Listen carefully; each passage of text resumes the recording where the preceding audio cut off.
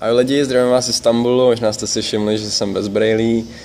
tak je to tak, nechal jsem je v letadle, jsem si to uvědomil a vylez jsem z letadla, šlápnul jsem na runway,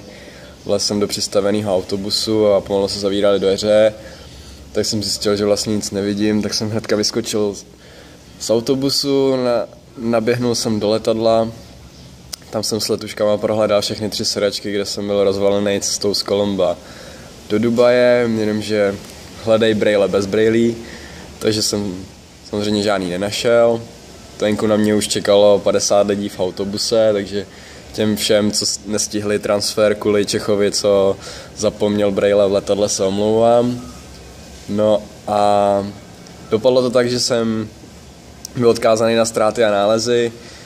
Měl jsem strašně dlouhou dobu čekání v Dubaji, takže měli šanci letadlo prohledat ještě líp, uklizečky a ty brejle opravdu najít.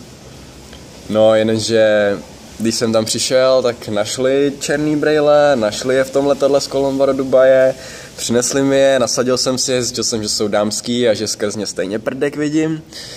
Takže jsem jim poděkoval a vyrazil jsem chytit let, samozřejmě mě říkali, ať jim ještě zavolám, že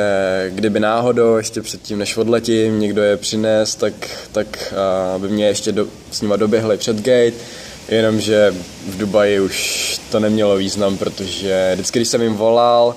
tak mi je zapřeli i ty dámský černý, takže ani to nehledali a nějak dál už to neřešili. Co z toho plyne, no, že jsem blbej a že se v brejle přece jako v letadle nenechávají. No a jelikož jsem teďka napůl slepej, tak budu hold všechno v Istanbulu fotit a fotky si pak prohlídnu až potom, tak se máte na co těšit, snad bude spousta fotek a jo, užívám si Istanbul a budu se těšit. Čau.